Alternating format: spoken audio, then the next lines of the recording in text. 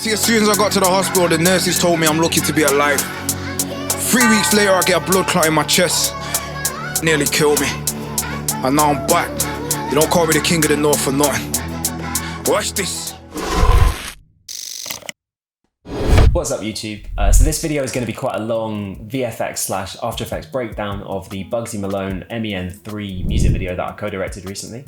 The video tells the story of his horrific quad bike crash in lockdown, and we wanted to use a mixture of live performance visuals mixed with archive and graphic stuff integrated in an interesting way. So we shot it in a studio in East London, and we had a couple of different setups, but the one that ended up being the main focus for the video was this performance around the Lamborghini. We also got some shots with the Steadicam that were just passes around the space, and this is what I then used as graphics plates to do a lot of the bits that we're going to talk about here. So this isn't going to be a full in-depth tutorial, but I am going to give you an overview of all the After Effects work that I did on this edit, and it should give you a pretty good understanding of how a lot of it came together. Let's do this. So got the Premiere project open here. You can see this is the timeline for the finished edit. So we've got this adjustment layer, just changing the colors and the contrast a little bit. This is what came back from the grade, this version. This is the pre-graded version, this layer. And then underneath all of that, we've got all the kind of different clips and the different takes and edits that we've done previously before we got to the final edit. So I'm going to talk you through all of the After Effects shots. The first one is this intro shot where all the stuff comes out of the phone. The next one is quite similar. We've got this Steadicam shot where we move backwards and we see all the other kind of archivey CCTV footage popping up. The next one, this is just an entirely full screen graphics shot. So we've got some of these archive shots coming together, and then this kind of like trippy chromatic haze thing that comes out of it. And then we'll take a look at pretty much the same thing again, which is when he's talking about recovering from the crash. And then it flips into this shot where you see the dent that he left in the car. And then we have this kind of newspaper headline shot, which I think is quite cool, where we pull back through all of the different newspaper headlines talking about the crash. And again, there's some sort of glitches and some flashes that go on inside that. And then the final shot we're going to talk about is this one at the end, where all the messages pop out of the phone and it kind of spins around on this like carousel thing. And the messages are kind of moving around forward and backwards. I didn't want them to be completely static because I wanted it to feel a bit more alive and a bit more energetic. All right, let's jump into After Effects and check out the first shot. Yo, it's Bugzy Malone. See, as soon as I got to the hospital, the nurses told me I'm lucky to be alive. 3 weeks later, I get a blood clot in my chest. Nearly killed me. And now I'm back. They don't call me the king of the north for nothing. Watch this. Okay, so I've got the After Effects project loaded up here. It's going to be a bit slow to preview because there's quite a lot going on. So I think what I'm going to do is I'm just going to turn everything off and show you kind of how I built this from scratch. So let's just solo the footage layer. The very first thing we're going to need to do is we're going to need to do a 3D camera track. So you come over here to tracker and then you hit track camera. And once you've done that, it should give you some nice track points here that you can use to define your 3D scene. So I can select a bunch of these and I can go right click, set ground plane and origin. That's going to link up the virtual After Effects ground plane to being the same as the ground plane in real life. And then we'd go create solid and camera. And that's going to give us a nice solid that we can use as the floor. We're going to solo that. And you can see we've got this kind of floor object which is sitting on the floor in our scene. And what I've actually done is I've parented everything to this floor object. So you can see all of these compositions, they're all parented to floor. So let me just turn them on.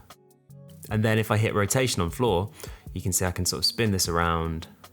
Basically everything is parented to this floor layer. So any transformation I make of the floor will affect everything. And that was kind of the easiest way for me to set up this scene. So let's take a look at this first bubble that we have kind of popping out of the phone. It's the BBC News notification that says Bugsy's been in a crash. So I'm going to show you how you can make this kind of pop out of the phone and it really feels like a sort of 3D notification in space. So let's drag in this composition again. So I've got it up here and I'll turn off the one that's already in the right position. So first thing we're going to need to do is we're going to need to hit 3D layer, turn it into a 3D layer. Let's also turn on motion blur as well, just so that any effect we create is going to give it that kind of natural realistic motion blur. And then we're going to need to parent it to floor. So parent to floor. So now we need to kind of position it in the right place because you can see it's sort of in 3D. It's floating around over here, but it's not in the right position at all. So let's hit P and then we're going to go 0, 0, 0. And that's basically going to position it directly in the center of our floor plane because that's what we set the kind of 0, 0, 0 origin point to be. So we'll just pull back through that.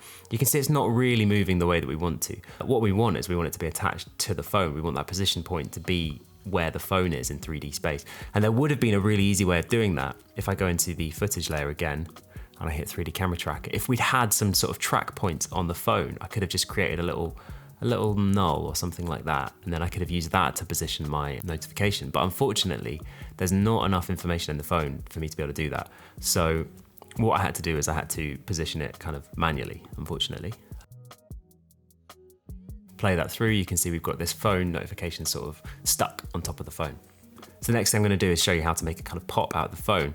And the way to do this is actually by using the anchor point. So you can hit A, and sort of by default, the anchor point is this point here, which is set at the very middle of the composition or of the footage that you bring in. But what we're going to do is we're actually going to move it like this. We're going to move the notification to float above the phone, and we're going to push it sort of forward a bit in 3D space as well. And the reason that we do that is because now any kind of scale adjustment that we make is going to scale it down to that anchor point which is stuck on the phone. And that's how we can make it seem like it's popping directly out of the phone. So actually what I've done for all of these layers and all of these other bits that pop out, so let me just show you this one here, recovery truck. I've set the position to be on the phone again, and I've used the anchor point to move everything around. And that means that, yeah, I can just hit scale and I can adjust the scale and it can pop in and out of the phone like this. So let's just jump back onto this original layer here.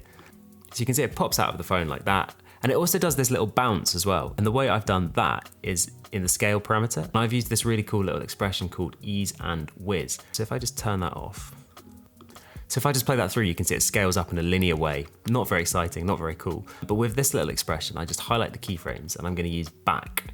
So let's hit apply. And then what's gonna happen is it's kind of gonna bounce. It's gonna go a little bit too far and then it's gonna come back to the point that you want it to be at. So you can see it's a much more exciting animation if we do it like that. Ease and Whiz, it's one of those plugins where you can name your own price. I would say this one is definitely worth $24.99. And it basically gives you these like kind of nice bouncy keyframes that we've talked about. And you'll see it pop up at loads of points during this breakdown. It's just really useful. It's a really nice way of getting some extra motion in. And you can see when we combine that with motion blur, which is what this little button here does, and you turn that on there as well, we end up with a really nice kind of realistic movement with this kind of realistic bouncy animation. So the next thing we're going to do, let's jump into this actual bubble composition itself. It's a pretty simple thing. It's just made mainly out of shape layers. We've got the kind of background sort of shape layer around the edge. We've got these kind of social media icons, and the whole thing is pretty much see-through. And then I've actually got this rainbow texture, which is just like a kind of jazzy iridescent rainbow thing. It's really hard to see, but I put that kind of on top of this shape layer, just giving the outline, because I didn't want it to be completely white. I wanted it to have a bit more kind of color. I wanted it to feel a bit more like it was a sort of prism and like it was kind of reflecting the light a bit. And when you actually zoom in, you can sort of see it just a little bit. And I've also added some chromatic aberration, which kind of splits the light up into red, green, and blue as well. And I think those two things combined just make this seem a little bit more textured and a bit more interesting than it would be if it was just plain white. So what I've done is I've got this rainbow layer is on an alpha matte. So if I turn that off, you can see it covers the whole screen. But by using alpha matte shape layer 5, it kind of chops out this shape in the rainbow texture that we've got underneath it. The text itself, we've got two layers. So we've got this layer, which is a kind of outline sitting on top, and there's a bit of a shadow as well to make it feel a bit more 3D. And then underneath it, we've got just simple, solid gray text. And then the next thing I've done to sort of also bring this alive a little bit is I've got these kind of glitchy layers. So footage is this kind of glitchy texture that I made a while ago, and it just sort of glitches on and off in a couple of layers. And then this layer, if I hit P, you can see it's minus 200, which actually means it's sort of a little bit further in front of the rest of the footage. So let me just show you the top view so you can see what I mean. So this is the glitch layer here, and it's sitting in front of all of the other elements of the footage. So this is the kind of shape background. This is the text sitting here. And the reason I've done that is because if we go back into the main comp, Intro Shot V4, I wanted to create a bit more 3D depth within this thing. I didn't want this bubble to be like a completely flat two-dimensional object. And it's kind of hard to see in this shot because there's not much going on. But if I just rotate it a little bit, we're just going to rotate it on the y-axis like that. So you can see now that everything's actually kind of on slightly different layers. The glitches is sort of sitting in front of the text. And then if we zoom in, you can see these two layers of text that I've got. It just makes it feel much more three-dimensional. So it is just 2D layers, but they've all been positioned in 3D space. It's called 2.5D, and it's just a way of bringing 2D graphics to life a little bit more than just positioning them on simple kind of flat planes. Now for this to work, you need to toggle this little switch here. And what this does is it basically preserves 3D. So if I turn that off, you can see it compresses this layer down into a flat two-dimensional layer, and we lose all of those kind of nice 3D effects that we have. If I turn that back on again, it retains all of the 3D that we've put into this layer. So all of these layers are now 3D and they're all positioned at different points in 3D space. And that's kind of super essential for this whole film. I used it all over the place. I've got all of these little compositions that are floating around in space and they all have their own kind of three-dimensional depth to them. And if I turn on another one of these comps, paramedic one here, it's the same sort of thing. We've got like 3 different layers of border going on here. Got these social icons kind of sitting on top of each other. So if we just jump into this paramedic layer, I'll show you how this was built. Very much the same as the news bubble that we just took a look at. You've got your kind of main image here, and then you've got this sort of shape one, which is a border, and then another border, which is a little bit further back, and then another border, which is even further back. My glitch layer sitting at different places in 3D space. Let me take a look at the top view. So same thing, this is where our glitch is sitting. And these are the kind of border layers that go 1, 2, 3 behind it. If we turn this off, everything gets flattened and it looks a bit rubbish, but we turn that back on again and we sort of preserve this 3-dimensional depth into the main comp, which is what we want. Looks good. And that's kind of the way that I've done all of these little bubbles. The other things that I did to make them look a bit more interesting is I used a plugin that I use on everything called Optical Glow. It's a red giant plugin. It is paid, I think it costs about $99. Put a link to it in the description. And it's just a really nice glow effect. You drop it on top and it just makes everything glow in a really cool and natural way. It makes it feel like it's a real kind of thing illuminating light into the scene. So I've got optical glow on pretty much all of these layers. So if you're kind of serious about doing After Effects motion graphic stuff, definitely look into Optical Glow, really, really good plugin.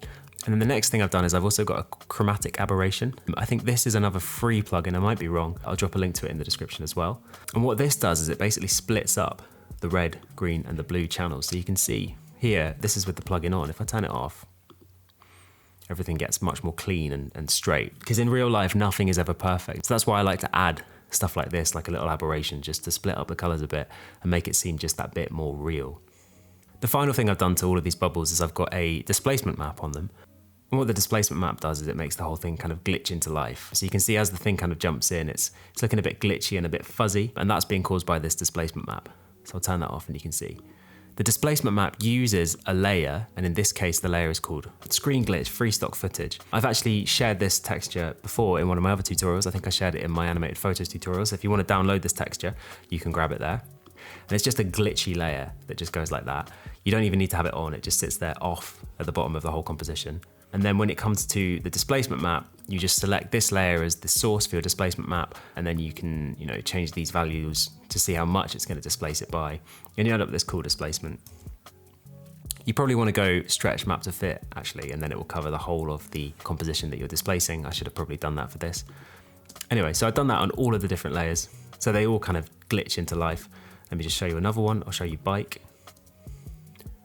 Just a little fuzzy glitch at the beginning to make it look a bit more interesting. And this is the style that I've used throughout the whole video. So we're not really going to talk about this anymore because every time you see a message or a bubble like this pop up, it's probably been created in the same way. And then the next kind of interesting thing is this trending graphic. So the way it's constructed again is pretty much the same. You've got a bunch of different layers floating in 3D space. And then you've got this kind of tweet counter that's going up. I'll show you how I did that. We kind of zoom through these icons, which looks quite cool. So the way that we're doing that zoom, we're basically just using the camera that we've created. So I'll open up the camera properties here. So you've got all the kind of tracker points. So basically the track kind of ends here. Or I think I deleted any of the points that occur after this stage. And then I just added my own keyframe where I moved the X and the Y position around to create this sort of motion through the comment icon. So let's take a look inside this trending graphic. As you can see, it's kind of built in the same way. So we've got sort of square borders and then we've got a couple of layers. Let me just show you 2 views of this.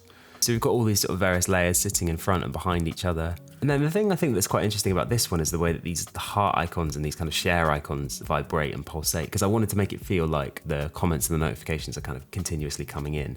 So let's have a look at the heart. We'll just solo that. And if you look at the top view, you can see it continuously forwards and backwards. And actually all I've done to make this move is I've keyframed the position and the opacity. So it takes 5 frames to go from the front to the back. And as it does that, it fades out. And then on the next frame, it comes back in again at the front and then repeats, where it goes, forward and back and slowly fades out as it moves backwards. And I just used the loop out function on these keyframes. So I keyframed the first position and the last position. I'll show you how to create this. So now we have it moving forward and back, but when it gets to this sort of final position, it stays there. We don't want that. We want it to loop. So I'm going to alt click on the stopwatch here and then go loop out with a capital O, open brackets, close brackets. And now it's going to loop. It's going to move forward and backwards and it's going to fade in and out. So that's what I've done with all of these kind of social icons, and I've got them all operating on kind of different time scales. So I think the heart takes 5 frames to go forward and back. The comment is probably a little bit slower, and the retweet is even slower than that. Similarly to the other comps, we've got this kind of glitchy effect that sits on top, and then you've got like a flickering text effect as well. Maybe in another tutorial I'll talk a little bit about how I animate text to do that kind of flickering on and off effect. And then the other thing that we've got is this tweet counter. I'll show you how to do that because that's actually really useful. I do that all the time. So let's just make a new one. Go to the text icon, and then we're just going to type in XX. That's all that matters there. So that's up here. And then what we need to do is we need to look for an effect called slider. Drop the slider on the XX. And actually the slider is what's going to control the number. So you're going to go into effects, slider control, set a keyframe at the beginning for 300, and then maybe a couple of seconds later, let's set one at 400. And then we're basically going to link what our text is to this slider property. So we're going to go into text, into source text, take the little pick whip icon, and then drop that onto slider. And now you can see, well, it's going pretty crazy, but it is controlled by this slider here. What we're going to need to do is we're going to need to round it though, because it gives you all these decimal points that we don't want. So go into source text, go into the expression, and then type in math with a capital M dot round, open brackets. And then you need to put the close bracket at the end. There we go. And now we get a nice slider, which is controllable with this keyframe here. There we go. So that's how I built the kind of trending thing. So very much like all the other comps I've shown you, this kind of relies on this 2.5D graphic style. And you can see it really clearly here with the heart icons moving forwards and backwards, because it is just 3D layers floating in 3D space that we can then kind of fly through, and the whole thing feels much more cool and much more immersive. Like all of the other comps, I've also got my favorite trusty optical glow on here. And you can see how much that brings this to life. Without optical glow, it'd be very dull, but the glow really adds something to it. And then I've got my chromatic aberration just to split up the reds and the greens. And then, yeah, the displacement map as well, just to give it that kind of wobble as it comes in. And then the next thing we've got going on in this is we've got all of these tweets that pop out. And they're pretty much just single layers that pop out of an anchor point. And very much like the way I had the stuff coming out of the phone, I've set my anchor point to be sort of somewhere in the middle. You can see this is the anchor point here. And then by keyframing the scale, boom, we can have it pop out, and we can have it sort of emerging from this center point. And that's what I've done with all of these tweets. I've got them all kind of anchored to the same point in the center. This is quite a good view to see what's going on. So if you just take a look on the left-hand side here, when I scrub through, you can see all of these different layers kind of popping out of that center point and emerging from there. And then we zoom through the tweets like that. And the final thing that we land on is this thing that I'm calling Twitter Flickbook. And basically what the Flickbook is just a bunch of different tweets that have all been lined up with Bugzy Malone right in the same spot each time. And then each one of these layers is on screen for about 2 or 3 frames, and it just sort of flicks through. The other thing I've done to make this just a bit more interesting is I've put on this LCD screen texture. So let me just show you what that looks like. This is just a really simple like kind of dot grid. And this sits on top of everything, and it's set to soft light blending mode. So if I turn that into normal, you can see that's what it looks like. But yeah, on soft light, it just makes it feel like we're kind of looking into a computer screen, which I think is a bit more interesting. So at the end of this kind of camera sequence, we basically land on this Twitter Flickbook, and we pass through a couple of these tweets on the way. So those are all of the elements of this scene. So I'm going to show you a couple more effects that I've applied to everything on these big adjustment layers at the very top. So this bottom one here, this is called Trap Code Shine, and this is one of my absolute favorite effects. I think it's just really, really, really awesome. Again, it's a paid plugin from Red Giant, but basically what it does is it helps you create these kind of 3D light beams. So I'll turn it on and off. They're kind of subtle. It's a bit hard to pick up on this, but let me just pump it up so you can actually see what it's doing. Let me turn up the boost light to 2. There we go, and we'll turn down the ray length to 2 as well. So you can see it's basically creating these kind of 3D light beams throughout the scene. And it's actually controlled by this light here called Shine. And if I move Shine around, you can see that the light beams respond. Obviously the way that we shot this video is very much with this smoky haze vibe. So this plugin has been like super, super handy for creating that kind of similar aesthetic within the graphics as well. I've used Shine throughout this whole music video, so you'll see it in a couple other places as well. And the coolest thing is it responds kind of with the camera, so it really feels like you've got these real light beams floating in 3-dimensional space. And then the final thing to talk about, I guess, is this adjustment layer here. And this has another Red Giant plugin. I'm sorry about that. This is called chromatic displacement. And that is how I created this sort of force field that comes out of the phone at the very beginning. But it's quite subtle at the beginning. And I'm actually going to show you how I did this a little bit later on, because I've done it in a couple of other places in this video. When the car pulled up, I knew that we was crashing. And at the point my life was meant to start flashing, I just blacked out. Woke up on the concrete with feathers everywhere. The Montclair was ragged out, me I had it mapped out. Now I got bleeding on the brain, the same they killed my cousin, yeah I swear I missed Dane. Couple turned out to be fake, but I'm... Okay, so this is the next shot that we're going to talk about. It's actually very, very similar to the first shot that we looked at. Got a kind of steady cam pullback, and then we have all these floating elements that pop up. One of the tricky things about this shot was actually getting a decent camera track on the background shot. Fortunately, there was just about enough information in the ceiling here to be able to get a couple of good track points to use for this, but it was touch and go, it was pretty tricky, and I had a couple of failed attempts. And then when we graded it, we brought it right down and we completely covered up that kind of ceiling. But I really wanted to use this shot because I really like the way that he's walking around in the smoke and in the light. And I think it would be a really cool place to put the kind of reflective shots that we've got here, especially the CCTV footage of the crash. So I'm glad that this shot worked out. So yeah, the way that this works is very much the same as before. You've got these kind of floating elements that are just positioned in 3D space.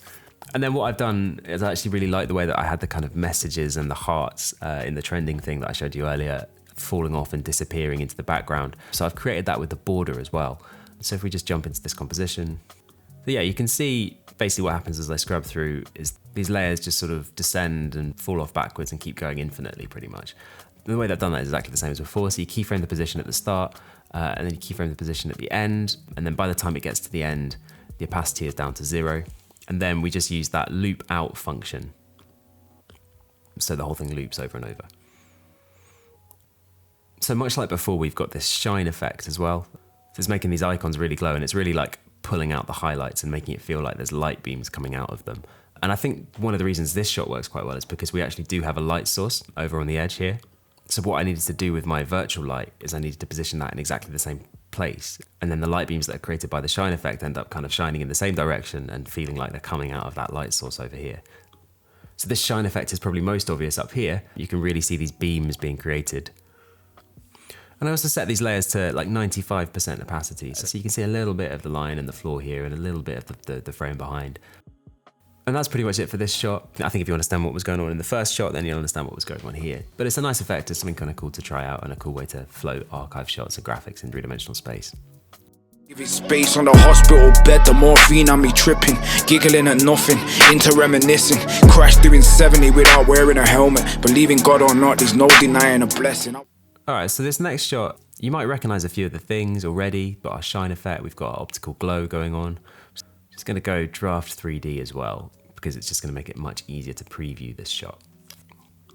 So our foreground layer is very much what we've seen before. It's just a single shot. You've got this kind of rainbow border again, and then you have a number of these edges or these borders that sort of descend off down into the background. So I've talked about that already, and that's just what I used here. I had it sort of popping up from the background at the beginning, which I think looks a bit nicer. And then around the edge, I've just got a bunch of other shots. These are just some photos of Bugzy on the hospital bed. And they are all positioned, if we go into P, they're all positioned at 500, which basically means they're 500 pixels back from the camera. If we look at the actual footage itself, that's positioned at 0. So that's basically where the camera frame is, and that's where the kind of focus point is set as well. So everything else is sort of sitting a little bit behind this top layer. And then the other thing I did to sort of bring this out is I used a point light. So if I turn off Draft 3D, then the lights will start being affected again. And the light is kind of floating just on top of his head. And that means that everything around the edges is darkened out, but the light kind of keeps him glowing. So if I move this light around, you can see we can light up and we can illuminate other parts of the scene. But what I did is I put this basically in the center and then minus 1,000 pixels, that basically lifts it up by 1,000 pixels. This scene is pretty much just a simple little camera move. So the camera starts over here. So you create a new camera, set your point of interest to be the center of the frame. You want the Z value of your point of interest to be the same as where your footage is. So we put our footage at 0 on the Z axis to make this easy. And then all you need to do is you just need to animate the X position and the Y position. You can create a cool little move and a kind of rotation around the footage like this. So that's what I've done. I've just set a keyframe at the beginning and a keyframe at the end. And that's how we create this nice little camera move. And then you're probably going to want to go and turn on depth of field as well. And that's how we can make everything around the edges blur off a little bit. So depth of field on, Aperture is kind of the amount of blur you're going to get. So if I pump that right up, you can see we end up with a really shallow depth of field and everything else just washes off around the edges. I think that was a little bit too much, so we'll knock that down to 500 again. And then here's a nice little trick. To ensure that your footage and the thing that you want to focus on stays in focus, you can go up here to Layer, Camera, link focus distance to point of interest, and that's what I've done. And then your focus distance will be set by your point of interest. And if you've put your footage in the right place, i.e. the Z position is right, it will always be in focus. So I can move my camera anywhere I want. So I can come all the way over here, and again, my footage remains in focus, or I can come like that. Again, my footage remains in focus. So yeah, using that link focus distance to point of interest is a really, really handy little trick. So I'll just turn Draft 3D back on again so we can move through the scene a bit more quickly. And basically towards the end of the shot, we just pull a bit wider and a couple more of these kind of social media archivey clips pop out. If I go onto 2 views, turn that on to left, you can see all these different layers positioned in different places in 3D space. So the camera kind of moves from there to there, and then it pulls back a little bit. And all of these yellow layers here are the kind of the photos that we've got at the end of the shot. And so the whole second part of this shot is just the camera literally moving back. You know, the camera's got a couple of keyframes. It starts off here, and then it moves to here, and it pulls back to this final point here where you can see a bit more of everything. Kind of straightforward if you understand how to use 3D cameras in After Effects. What I've actually done is I've also keyframed the point light. So you can see the light sort of starts here floating above all of the scene, and then as the camera moves backwards, the light ends up a long way back, all the way back here. And that basically spreads light across everything in the scene. So this way, it's like a nice gradual fade, and it feels like a spotlight kind of opening up. And then the next thing I'd like to talk about in this shot, and I think this is one of the coolest things in this entire project, the lyric that Bugzy says at this point is, "The hospital bed got me tripping on morphine," and I wanted to do something that felt a little bit trippy and a bit wavy. So you can see, yeah, everything kind of goes wavy and wobbly. And this is what I did at the very beginning in that very opening shot that I kind of talked about a little bit as well. And I'm afraid it's another paid plugin. Sorry, everyone. And it is a paid plugin from my favorite Red Giant. It's called Chromatic Displacement. It is part of their VFX suite. And what this plugin does is it creates this really kind of like awesome turbulent force field. And the layer that it's using to create that is this here. So this is just an effect called radio waves, which comes in with After Effects, and I basically just keyframed it so it expands out from this central point. And then I used this layer to drive the chromatic displacement. And you can play around with the parameters. You can make it sort of more or less watery. You can have it quite hard like that, so that really feels like kind of sound waves almost. And you can really turn up and turn down the displacement and just play around with it. It's a really nice effect to create these kind of organic liquid style transitions. Now I'm supposed to feel weak. For some reason, though, I feel like a Wolverine. Like I smashed the side of the car up with my physique and left a big boy dent in the concrete. I actually used pretty much the same template to do the Wolverine shot, where you can see him training and coming back from injury. It's the same template, the same stuff that I've already talked about. So we're not going to go into that shot in detail. You put me in the newspapers and magazines. You better recognize a legend when you catch a sneak peek. It's not the first time I've shed blood out on the street, but the way they taped it off, it was like... Okay, so we're going to take a look at this newspaper headline shot now. So I've got the composition open, and I've just toggled on Draft 3D, which turns off the cameras and the lighting effects. And you can kind of see how all these layers are positioned to get the effect that we're flying through them. So it does look like a bit of a mess when you see it like this, but if I turn Draft 3D off, and we just jump onto another headline, you can see it's actually pretty much all in the camera and the lighting effects that make the headlines stand out and make them legible, basically. So let's go back onto Draft 3D, and you can see everything again. So let's just jump into one of these layers. So let's look at this BBC one. So all it is just a screenshot, BBC News. Then when it comes into the composition, what I've done is I've put an invert effect on it. If I turn that off, you can see all the whites there. And then I had to add the images in separately because they would have got inverted as well.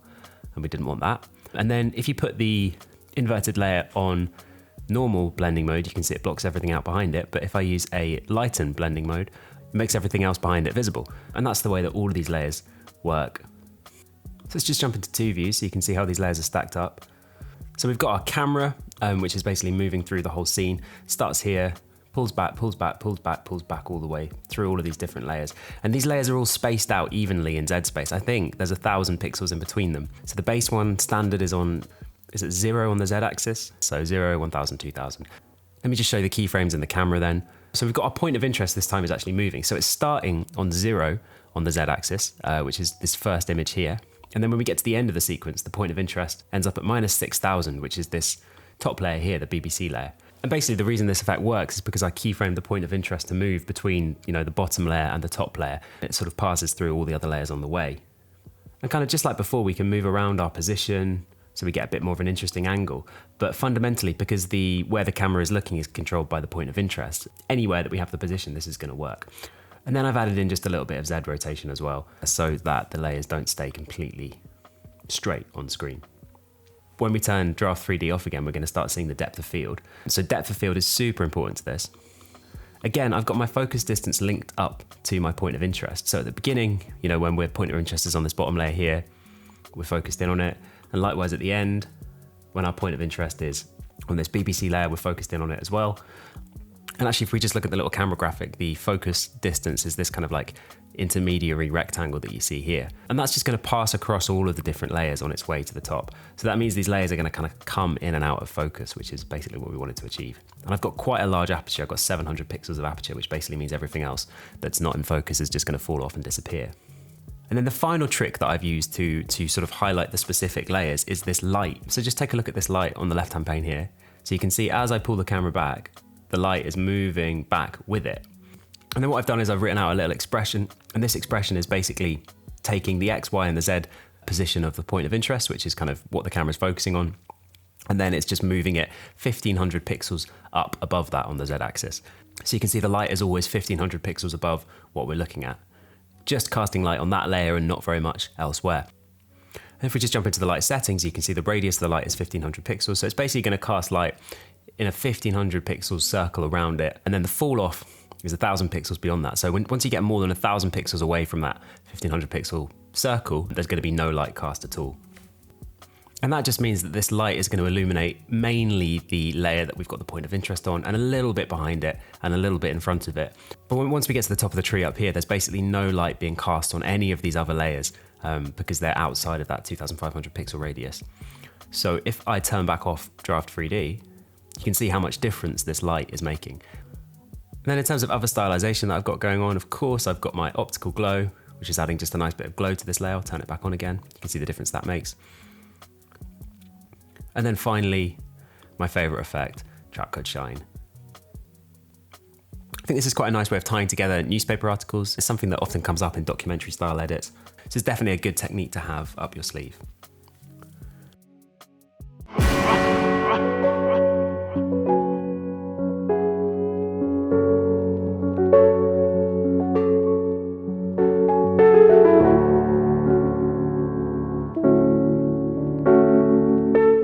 Okay, so this is the final shot we're going to talk about. Even on my beefy Mac Pro setup, it's struggling to play. And I think that's because of the optical glow effect. It actually does slow down your computer quite a lot. So I'm actually just going to go through every layer and I'm going to turn off the optical glow.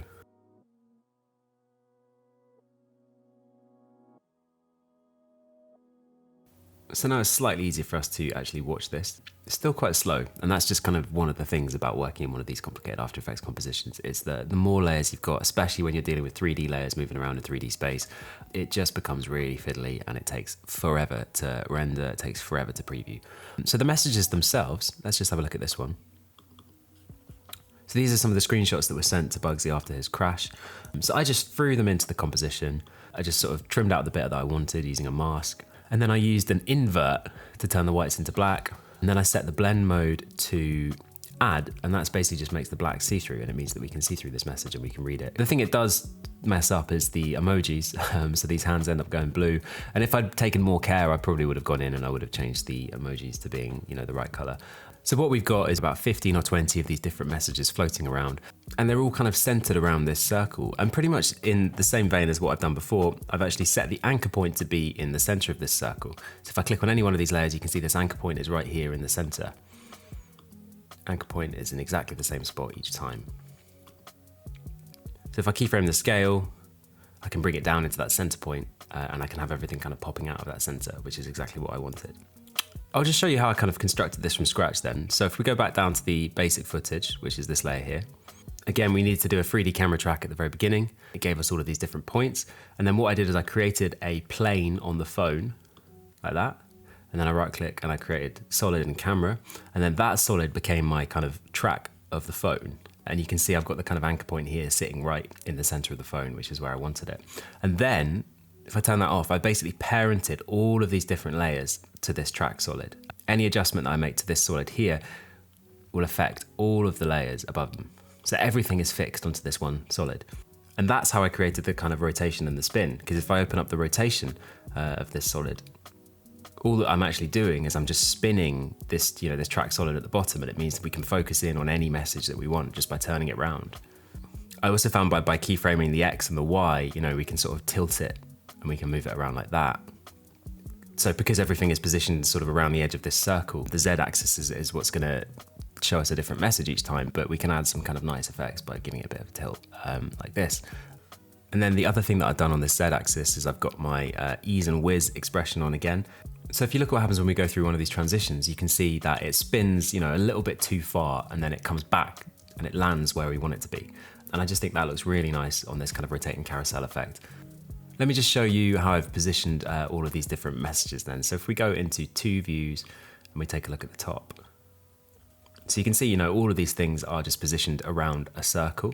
So the position is 0, 0, 0, which means just sit in the center of this track solid. But if you hit A, the anchor point, this is how I've kind of moved them into the positions they need to be. And they've all got pretty much the same radius, and that's basically like how far out from the center they are. And it's about 1,000 pixels. And they've all got a slightly different rotation. It's probably about 15 degrees in between each one. And that's just on the Y rotation. And once they're all fixed to this track solid, then you can create this kind of cool carousel spinning effect just by keyframing and moving around your track solid. And then we've also got these photos that are kind of floating there. If we jump into one of these compositions, you can see it's pretty much the same thing as it was before. We've got these kind of 2 different layers of border, which give us that kind of 3-dimensionality when we see it from the side angle like that. And they have a bit of a glow on them, like I said before. So you add the glow and you can see everything looks just a bit more cool and a bit more exciting. If this doesn't make much sense, I might do a full tutorial on how to actually create this effect, because I think it's a fun one. And I did use it on something else. I used it in the strawberries and cream video as well, so you might recognize it from there. So shout in the comments if this is a little bit too difficult to understand and you want to see a complete tutorial on this effect. So if we take a look at just this shot here that I soloed out, so you can see that the thing is sort of moving forwards and backwards, just subtly, it's kind of pulsing in and out. And in fact, all of the different messages are doing that as well. If we just take a look in detail at this clip, the way that I've done that is actually using the scale parameter, because it is scaling from this center point. And by increasing the scale, we can have it kind of pushing out and pulling back a little bit like that. So I've used my good old loop out expression, and it's basically just looping between 205% scale and then 195, and then it goes back up to 205 and back down to 195. Now, loop out is a really cool function. You can do lots of stuff with it. The thing that makes it a little bit tricky in this case is because it actually starts at 0. Let's just take a look at it on the graph editor. It actually starts at 0, and then I had it kind of pump out and then go back, and then it kind of loops along. But I didn't want it to include these 2 keyframes. I just want it to loop out using these last 3 keyframes.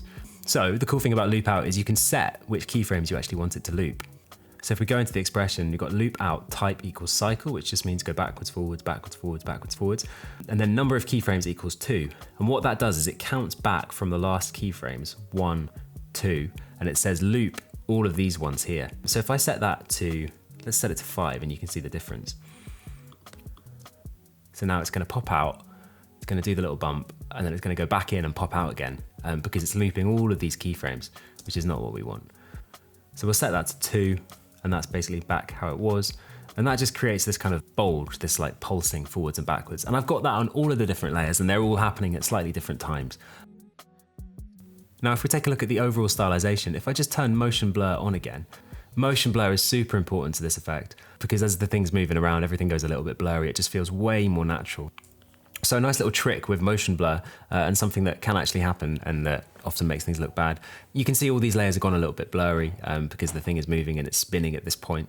This haircut layer, because it's got the little sun icon ticked, which means basically take all properties from the pre-comp, including the 3-dimensional stuff.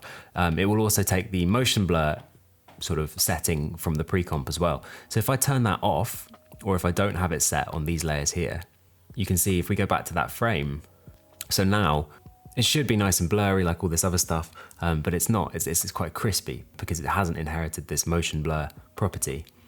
So if I turn motion blur back on again inside the pre-comp,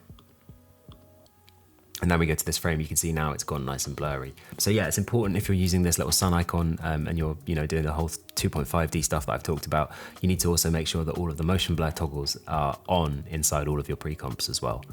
So in terms of like kind of final stylization of this shot, at the very beginning I turned off all of the optical glow, so I'll just turn them back on again so you can see what it looks like.